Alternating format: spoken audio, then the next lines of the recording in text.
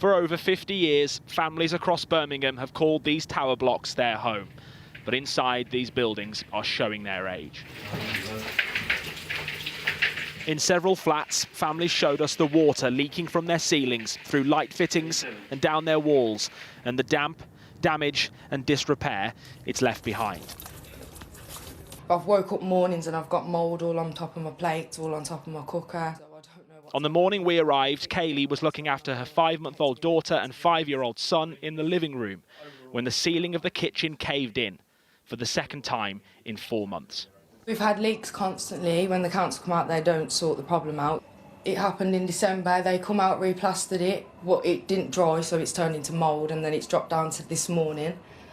To be honest, I can't live like it anymore. It's horrible. I can't make it feel like a home for me or my kids, and it just don't feel homely. It's really horrible, to be honest. After we left, this debris tested positive for asbestos, and the family are now being moved out by their landlord, Birmingham City Council. They told us the problem is down to poor plumbing by the neighbour above, and there's a high level of tenant satisfaction in their 60,000 properties.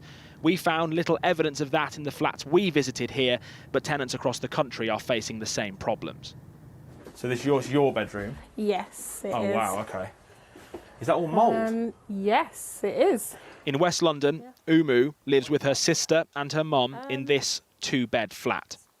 They say they've had mould like this throughout the 10 years they've been here. And then there's the bathroom. The place is leaking again. Constant leaking has caused this hole in this cracked ceiling. The room is covered in mould and damp, and the light hasn't worked for years. Not even an animal is treated like this, you know? Sorry. You're right. My mum works so hard. She pays rent every day. She hasn't missed one rent pay. And for this.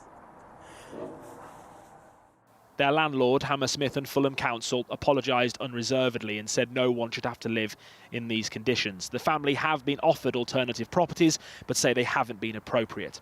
We put our findings to the Housing Secretary. Isn't all this the consequence of a decade of cuts to council budgets and not enough homes being built? No, absolutely not. We've been investing in housing. We want to see more social homes being built in this country. We've created a £12 billion affordable homes programme to do just that. There's still going to be fewer homes and less money for councils than there was 10 years ago. Well, the number of homes being built by councils is actually rising as a result of the changes that we've brought in. But it's not happening fast enough for the Diativo family in Dagenham. Jennifer, Alana and Eva have to share this 1-bedroom in this 2-bedroom flat, and it's covered in this thick black mould, despite complaints to the council by their parents for the past 3 years. My younger sister, she coughs during the night and she wakes up with like blocked noses, and like just to help me to get her back to sleep.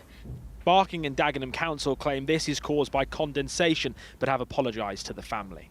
I don't get it. I don't understand how come no one takes any action or responsibility for it, and they pass it on to me. Does it make you angry that nothing's been done?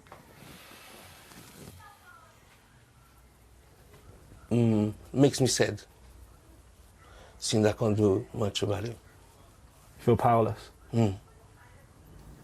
There is no quick fix to the problems we found in these tower blocks. Often decades old, they are expensive to maintain and difficult to repair. But it's the families forced to live in damage and disrepair, paying the biggest price. Daniel Hewitt, News at 10.